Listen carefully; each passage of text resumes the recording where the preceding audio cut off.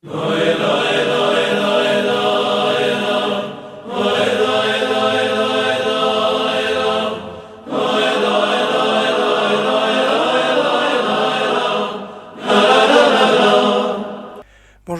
bonjour à toutes et à tous pour cette Kabbalah de Shabbat, d'un Shabbat vraiment particulier, Shabbat Rosh Chodesh, ce sera la Néoménie, le début du mois de Av, le premier Av.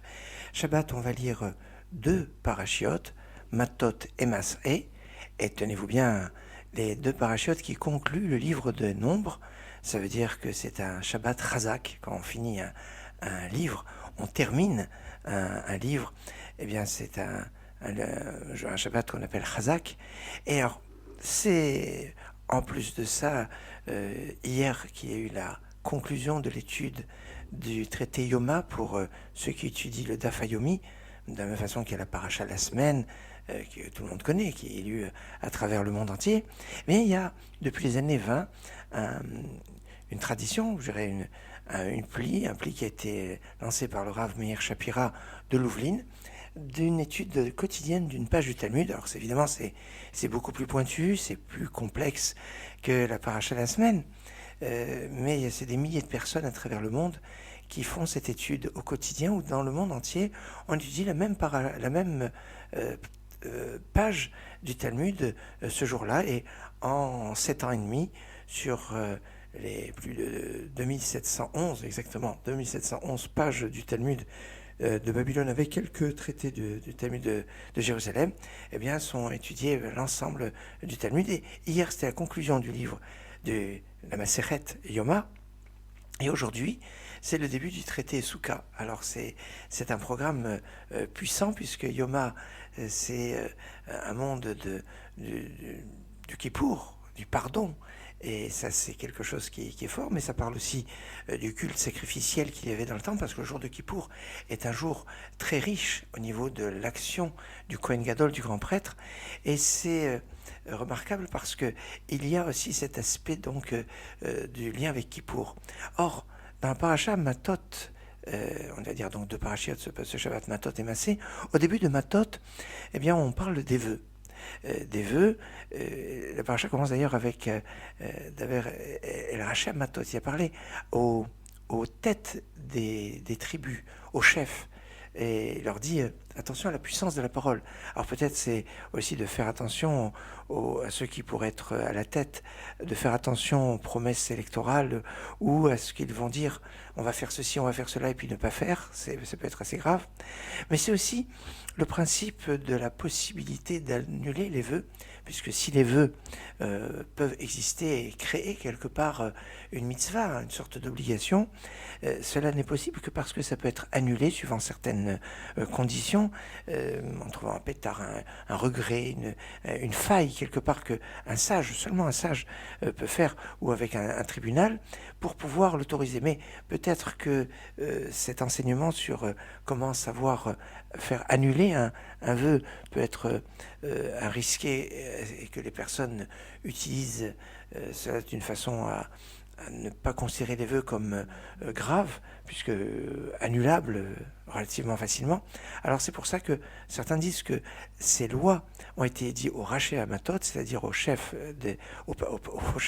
aux rabbinim, pour essayer de faire une sorte de barrière protectrice. Très intéressant, cette notion de barrière.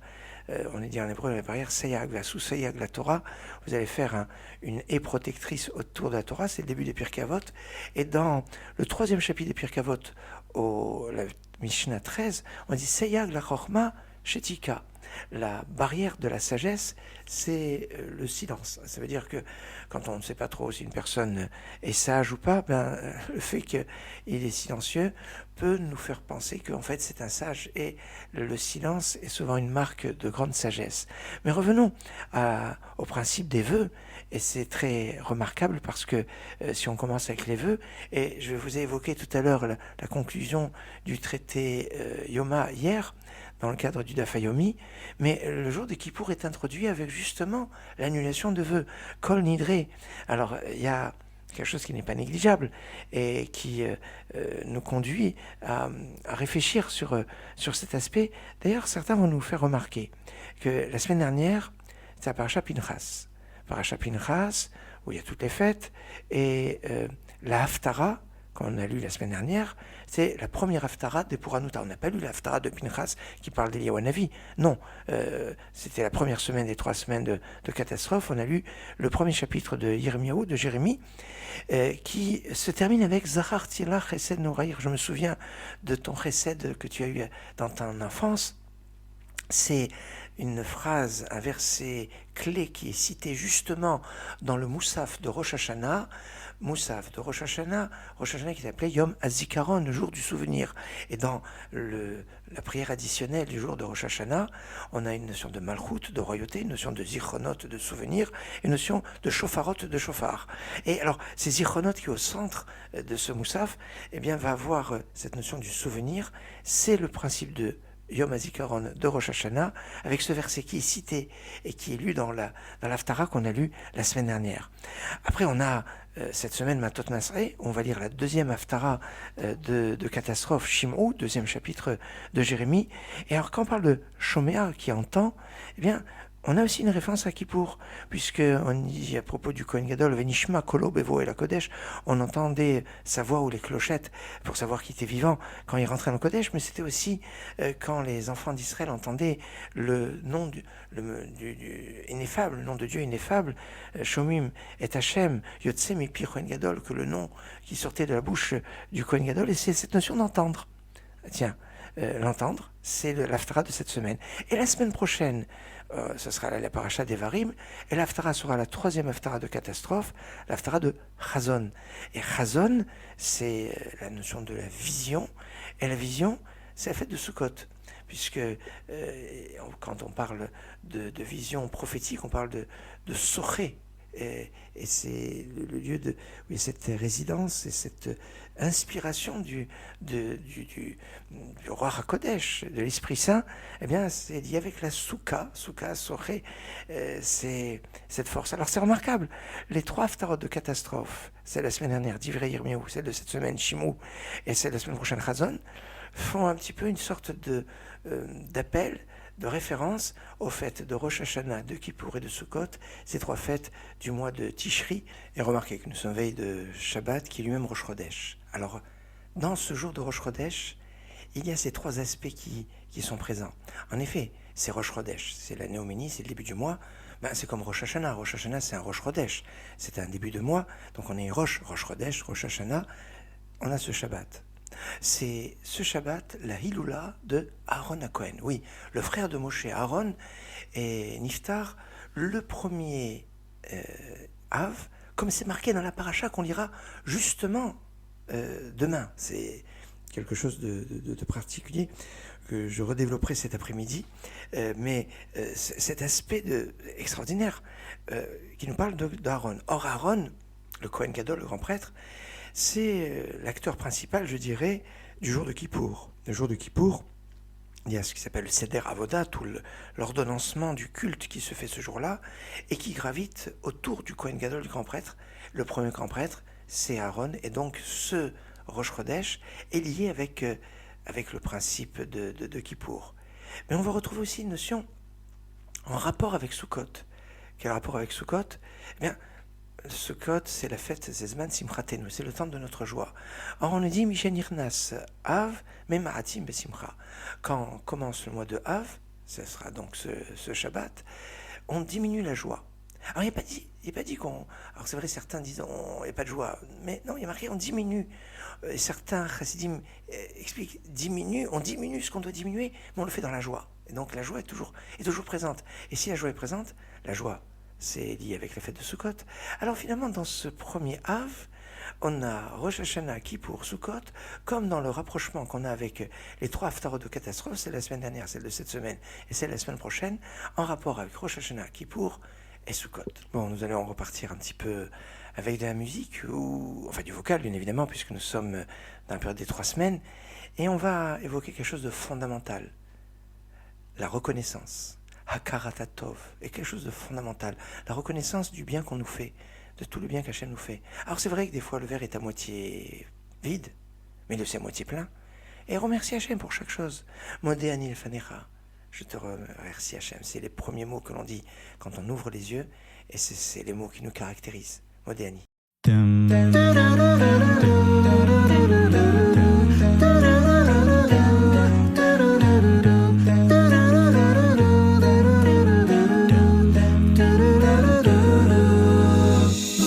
מודה אני כל בוקר שהחזרת את נשמתי, מודה אני על בגד שנחת על גופי, שלא יהיה לי קר, אתה שומר עליי. מודה אני כל בוקר על האור, על עצם היותי, מודה אני על לחם שנחת לשולחני, שלא אהיה רעב, שלא אדע כאב. על אין ספור חיוכי מודה אני, על כל כישרונותיי ועל כל שיריי, את כולם אקדיש לך. דע לך שמודה אני לך. אצעק לך אדיר שמך, אליך אקרא לך חיה, אליך ליבי ותודעתי, אליך אקרא, אליך אקרא.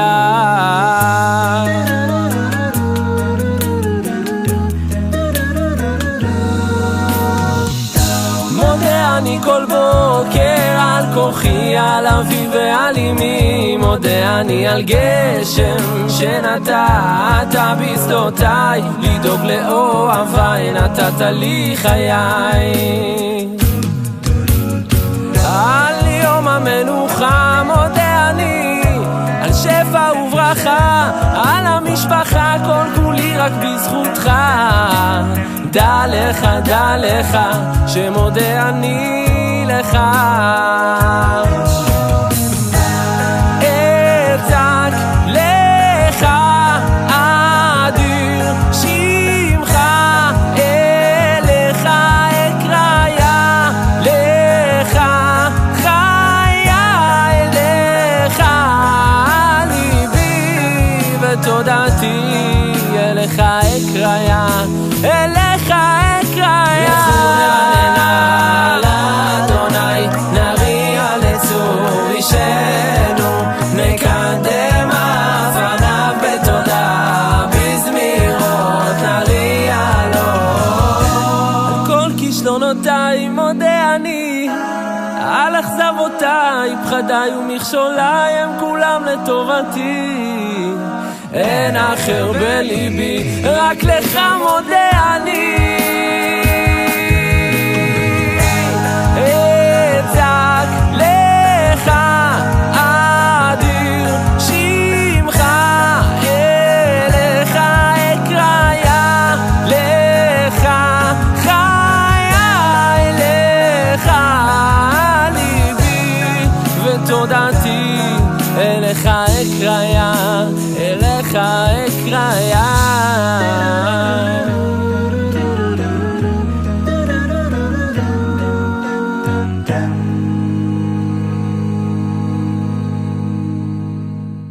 La question qui se pose souvent dans cette période, c'est à partir de quand on ne peut plus manger de viande? Et à cette question, il y a toujours un débat qui est ouvert, à savoir, est-ce que le premier Av, on peut manger de la viande parce que c'est Rosh Chodesh, ou on va considérer que on est rentré dans le mois de Av et on ne peut plus manger de viande. En général, dans la tradition séfarade, on autorise de manger de la viande le jour de Rosh Chodesh, puisque c'est un jour de fête. Dans la tradition ashkénaze, et c'est aussi comme ça que le préconise le Harizal, et comme ça dans pas mal de communautés, on va dire non, mais à partir du moment où on commence le mois de Av, eh bien c'est Ma'atim Besimcha, on diminue la joie. Ça c'est quand c'est une année où le premier Av ne tombe pas Shabbat. Mais quand le premier Av tombe Shabbat, la question ne se pose plus. Le Shabbat prime sur le deuil, et le Shabbat, on a le droit de manger la viande. Et le Shabbat, même il est conseillé de manger la viande. C'est pas absolument obligatoire, mais c'est conseillé. C'est des fois même plus important de manger du poisson le jour du Shabbat que de la viande. Toujours est-il que quand c'est le cas de ce Shabbat, ou c'est Shabbat et Rosh Chodesh, donc on peut manger la viande, et on peut essayer de faire un peu plus que d'habitude. Pourquoi ? Parce que le jour de Rosh Chodesh, normalement, il y a une Seouda, il y a un repas, le jour de Rosh Chodesh, qui est en rapport avec le repas qu'on offrait aux témoins qui venaient témoigner qu'ils avaient vu la lune et qui pouvaient définir que c'était bien Rosh Chodesh. Et pour ne pas que certains se disent on vient de bredouille parce qu'on a pris le témoignage d'autres personnes, alors il y a un bon banquet qui était offert. Et comme ça, moi, ceux qui venaient témoigner, ils venaient, même si on ne prenait pas leur déposition, eh bien, il y avait au moins une Seouda. Et en rapport avec cette Seouda, ce repas, il y a le repas de Rosh Chodesh. Et il y a une problématique quand Rosh Chodesh tombe Shabbat, comme c'est le cas ce Shabbat, parce qu'on ne remarque pas vraiment qu'on fait une Seouda en l'honneur de Rosh Chodesh, puisque c'est Shabbat. Alors certains disent, on rajoute une salade, on rajoute un plat, on rajoute un petit peu, on va embellir un peu plus. Mais c'est vrai que c'est pas évident parce que on le voit pour Purim, on l'a vu cette année pour Purim à Jérusalem où normalement le jour de Purim pour eux ça aurait dû être, donc c'est le 15 Adar, ça aurait dû être Shabbat, et le festin ils n'ont pas fait Shabbat, bien qu'ils ont lu la paracha de Purim le jour du Shabbat, le festin ils l'ont fait le dimanche. Pourquoi ? Parce qu'en faisant le festin Shabbat, on n'aurait pas remarqué que c'est en l'honneur de Purim. Dans le même esprit, eh bien une tradition ashkénaze veut que le repas de Rosh Chodesh, en l'honneur de Rosh Chodesh, on le fait le dimanche pour rattraper ce qu'on n'a pas pu faire pendant Shabbat parce qu'on ne le remarque pas forcément au Shabbat. Maintenant, il ne faut pas oublier que le dimanche, ça commence samedi soir. Et oui, il y a un repas qui est particulier, c'est le Melavé Malka, le repas qui suit le Shabbat. Et sachez que certains considèrent que c'est la continuité de Shabbat et certains autorisent de manger la viande même quand c'est Motzei Shabbat, enfin quand c'est Motzei Shabbat, des restes de Shabbat. D'ailleurs, les restes de Shabbat, eh bien, oui, les shtéré, puisque on les a cuisinés d'une façon autorisée, d'après la halakha stricte, ils pourraient être consommés dans la semaine. Maintenant, Motzei Shabbat, ce serait mieux. Maintenant, aujourd'hui, on a la possibilité de conserver, de congeler, etc., et de ne pas être amené à jeter de la nourriture sale, chose qui serait interdite. Certains évitent de manger de la viande à la sortie de Shabbat. Maintenant, si vous avez l'habitude de manger de la viande toutes les sorties de Shabbat, eh bien, vous pourrez faire aussi ce Motzei Shabbat. Mais là, en plus de ça, il y aura un petit peu une sorte de rattrapage de la Seouda de Rosh Chodesh. Alors, la Seouda, le repas de Rosh Chodesh et le repas de la sortie du Shabbat ont tous les deux une résonance un peu particulière liée à la délivrance. La sortie du Shabbat, c'est lié avec le prophète Élie, lié au Navi, avec le roi David. Et la Seouda de Rosh Chodesh, elle est liée avec le Beth Amikdash, le temple, comme on a dit que ça faisait référence aux témoins qui avaient ce repas. Et le Rosh Chodesh, c'est la mitzvah par excellence de la sortie d'Égypte, puisque quand les enfants d'Israël devaient sortir d'Égypte, 12e chapitre de Shemot, à Chodesh Azelachem Rosh Chodeshim, ce mois sera pour vous le premier des mois, la mitzvah de Rosh Chodesh est en exergue. Tout un programme. Et temps pour moi de vous souhaiter Shabbat Shalom, Kil Shabbos, Shabbat Shalom, Umevorach, et de vous donner rendez-vous cet après-midi. Shabbos, Shabbos,